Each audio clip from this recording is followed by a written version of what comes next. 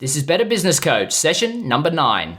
This is the Better Business Coach Podcast, your source for critical sales training, proven education, and actionable worksheets, all downloadable for immediate use. We work hard so you don't have to. Now your host, the rapid growth guy himself, Matthew Pollard.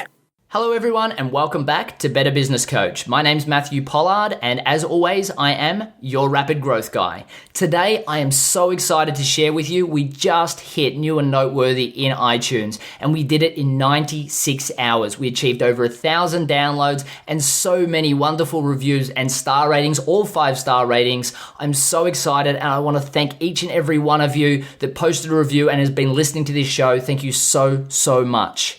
For those that haven't had a chance yet to post a review, we're still a fair way down on the new and noteworthy charts. I'd love to make it to the top so that more business coaches or business owners like yourself can access this amazing content. This was truly my goal when I first launched this podcast, was to help so many people, and it's great to see in all these reviews that it really is helping people. So if you haven't already, please take a second out of your day. It really only takes about 60 seconds. Hop on iTunes, search Better Business Coach, and subscribe and post a review with a star rating that you feel that we're worthy. Thank you in advance. And look, I can't talk enough about how much I appreciate it. I really do appreciate each and every one of the people that are supporting this podcast.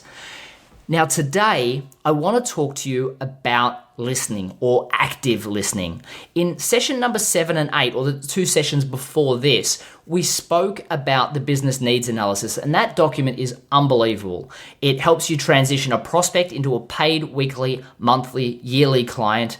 Next, it asks deep and penetrating questions to the customer to truly unfreeze them to the possibility or the requirement, the necessity to make change, which is a massive need to getting your outcomes with a client that'll continue them paying you continuously.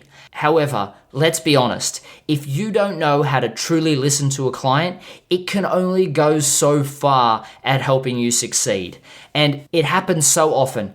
Coaches really truly want to help people. However, when they go in and they're trying to get a paid client, they think they have to be a salesperson. Not only are they uncomfortable with that, secondly, they're being somebody they're not. Because a salesperson, as they define it, is somebody that should be telling somebody. And I see this all the time. Coaches are continually telling people how to fix problems, what they should be doing, who they are, why they're awesome. When they forget, quite frequently, that they gotta listen to the client, otherwise they won't know how to help them. And what's funny is in sales, the selling is actually in the listening and in the silence, not in the telling. So you just need to relax. Selling or sales means to serve, not to ram something down somebody's throat. And you can't truly serve somebody unless you've listened to them and know what their underlying problems are so that you know how to help. The first thing that I would mention is see yourself as a consultant, not a salesperson. See, a consultant has to know things to be able to help their client. A salesperson thinks they need to pitch. So be a consultant. Can you imagine for a second a lawyer, if you were being sued and you go to a lawyer and you say, I really need help, I'm being sued. And they say, don't tell me anymore. This is how I'm going to help you. This is what we're going to do. Let's run into court. You'd be like, hang on a second. You don't understand my problem. How could you possibly help at this stage? And it's the same with business coaching. If you start talking about the rigmarole, about how wonderful you are, all the things that you can do, even if you're wonderful at telling stories, which I love and I'll teach you later, about clients you've helped and why you'll be able to help them as a result, if you don't listen and you can't attach stories to what their unique problems are, then you're never going to pick them up as a client.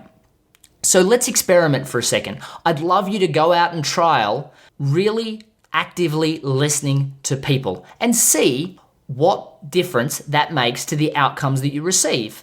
And then spend some time not actively listening to people and see if the outcomes are different. It really will amaze you because you'll think that you listen to people, but until you truly focus on active listening, you probably won't realize just how much information you really don't hear. And that brings me into a wonderful quote, which is by Dale Carnegie.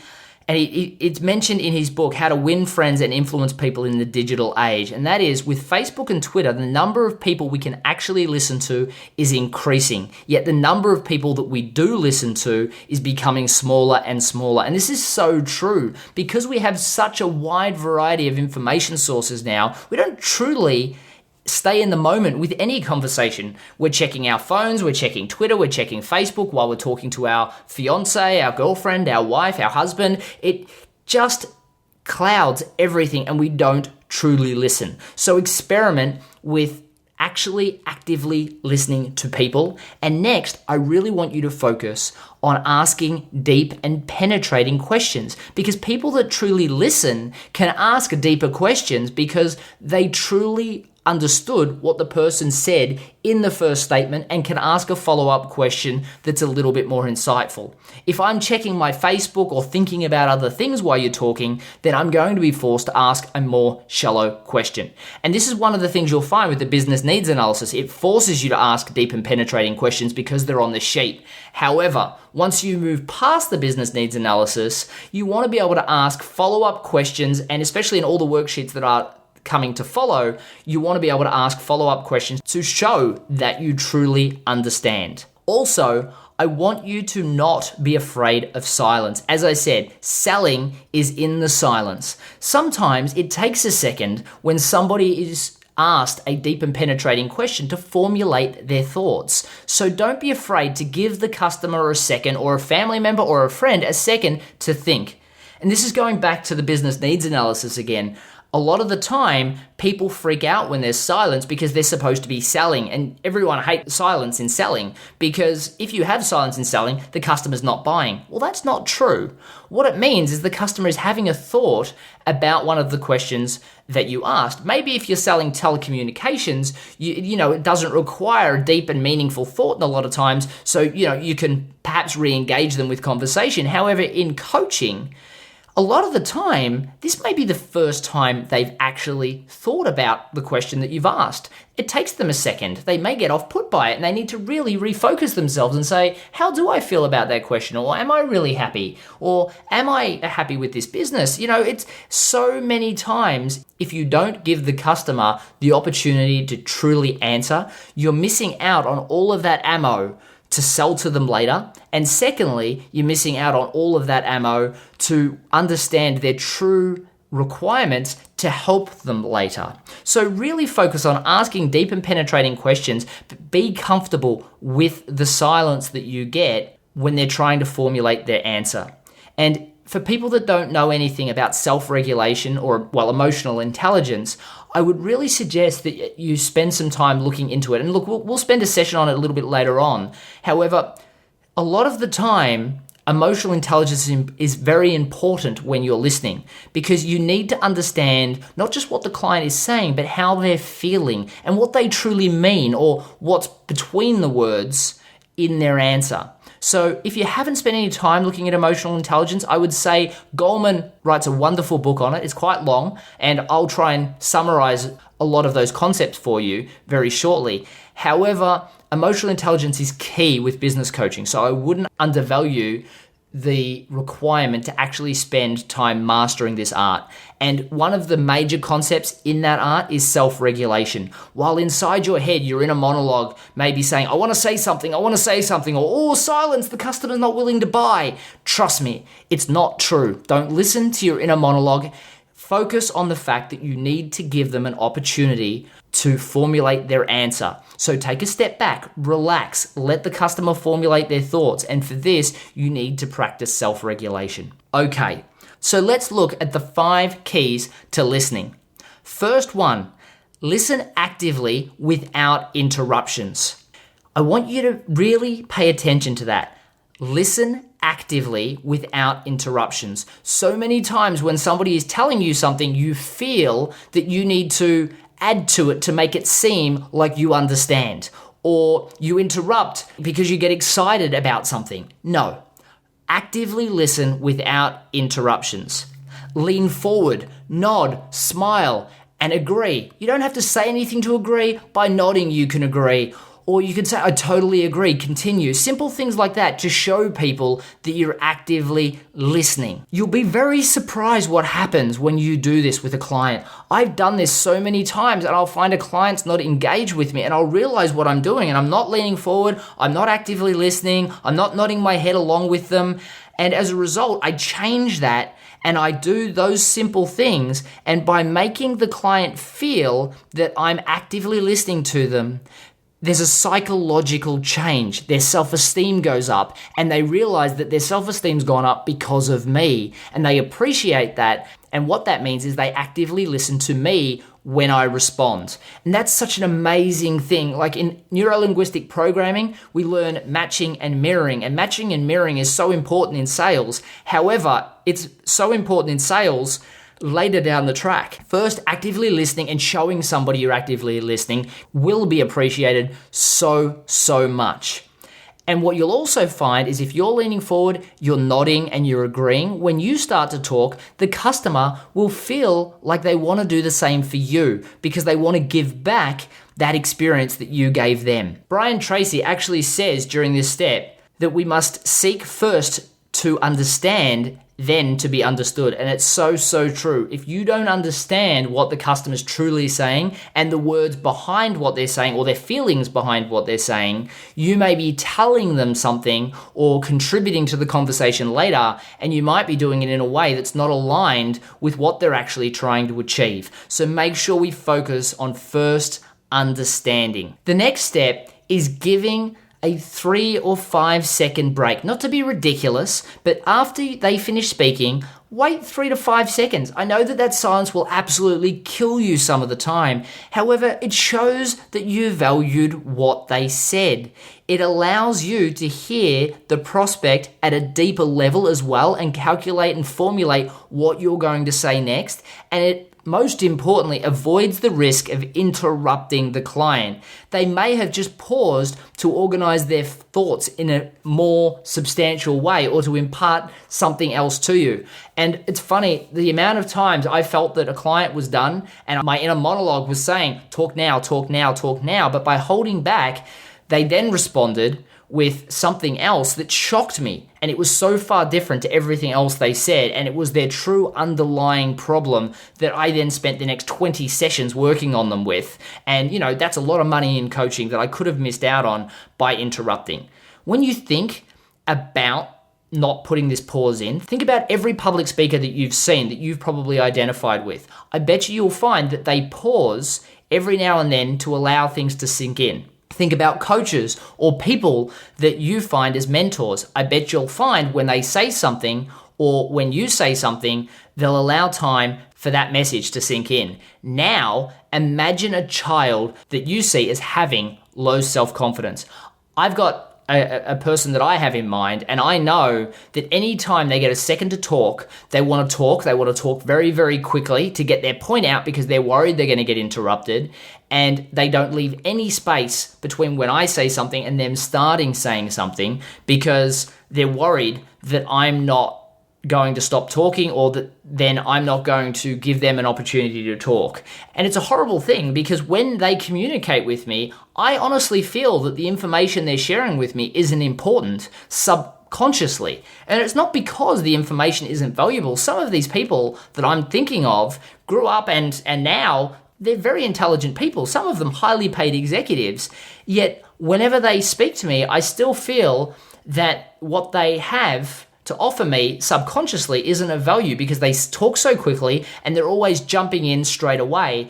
And I feel like it's just low self-confidence. And when you do that with your clients, they'll feel the same way. They'll think, oh, this coach is very new at things, or, oh, this coach really isn't that big a thinker. And I really want a coach that is a big thinker. So think about that and make sure that you're comfortable with silence. Sales doesn't take place in the words that you use. It takes place in the silence and demonstrating to people that you truly valued what they've said and you're well thought out in the answers that you give them.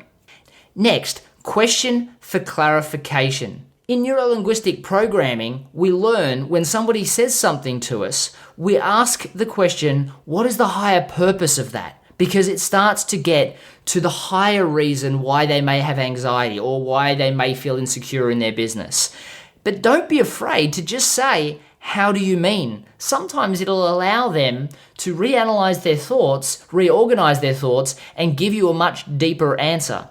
You don't, as a business coach, need to understand everything a client says. When they don't make sense or it doesn't make sense to you, ask, how do you mean? Because it'll get them to reformulate it for you in a way that you can understand and you can add later. Secondly, it'll show that you really do care.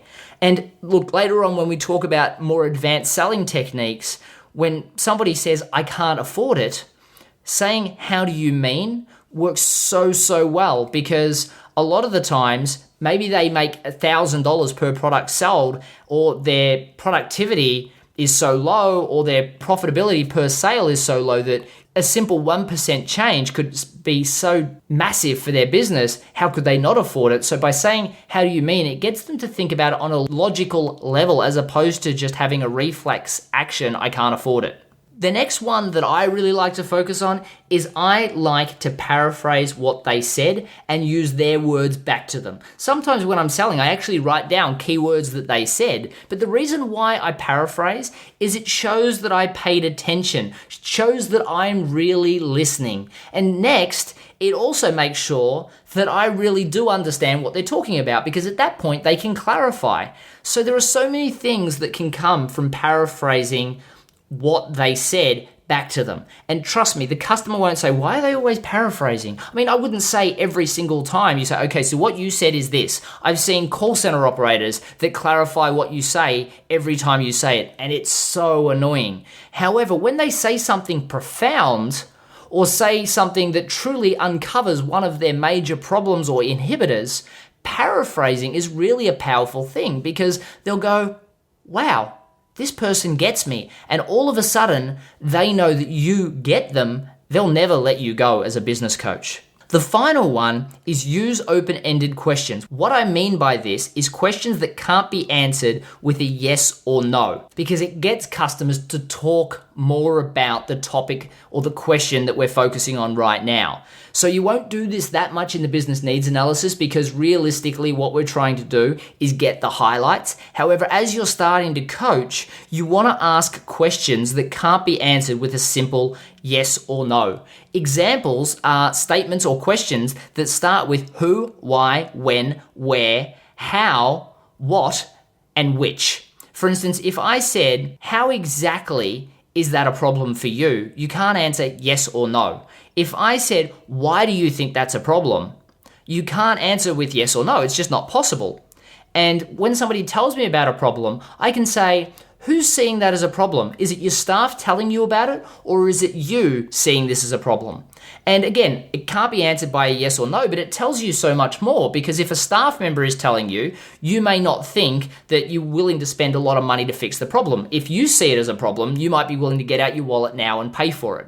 And if I know that it's the staff, I might suggest that a staff member saying something's a problem is actually a considerable issue, because, staff really don't complain at the beginning because they love their job and they don't want to lose their job. When they start to list complaints and concerns, they're honestly thinking about leaving, because they must be unhappy enough to say, you know what, I'm going to tell my boss I'm not happy with this. And that's why that question adds so much value. But it just came by saying a question that starts with the word who.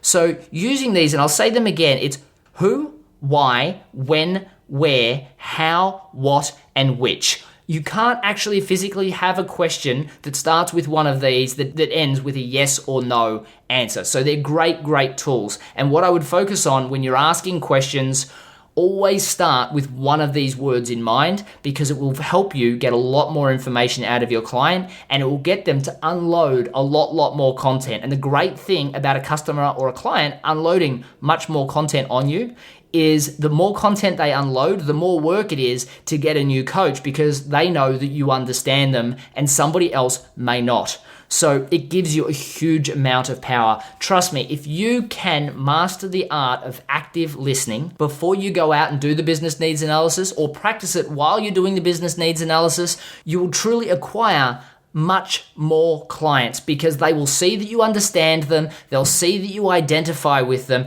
and they'll want to work with you because people really love sometimes just to vent, and if you ask more questions, they'll get that opportunity to vent. Other times, they want somebody that they know truly understands them, and by asking these questions, you'll also achieve that. So quickly to summarize the steps again is listen actively without interruption. The next is wait 3 to 5 seconds before responding to give them the opportunity to see that you truly understand or are calculating or percolating, if you like, what they said, and also so not to interrupt them if they're going to talk again.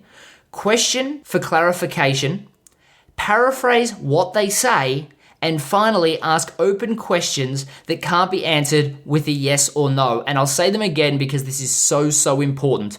Who, why, when, where, how, what, and which. These are the words that you want to start every question with, and you will see the absolute phenomenal difference this will have with your clients. Now, in the next session, I'm really excited because I'm going to be talking about 3 different paragraphs you can use with your clients when you're doing the business needs analysis to transition them into a paid client. They're very basic. Again, as I said, these basic ones, if you're actively listening and using the business needs analysis correctly, are all you should need. And then we'll step into some more high-level closing strategies and sales process strategies a little bit later on. But I really just want to give you the basics because if you really master the business needs analysis and the listening format, this is all you should need.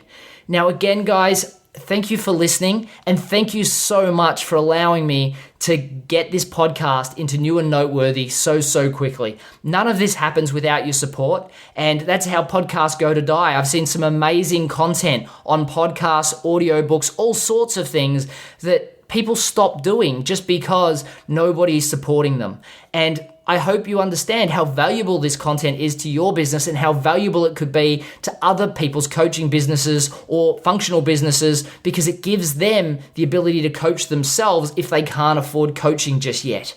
So please make sure that you subscribe. Make sure that you post a review with the star rating that you feel that this podcast deserves, because without that, this just really wouldn't be possible. And thank you again so much to the people that have already done that. I really do appreciate it. Without you, my podcast is absolutely nothing. So with that, thank you all for listening, and I look forward to seeing you in the next session. Thank you very much. Cheers. Thanks for listening to the Better Business Coach podcast. Head over to MatthewPollard.guru for links, recaps, and any downloadable templates mentioned in this and every show. Also, if you've not already rated our new podcast in iTunes, we'd love your support.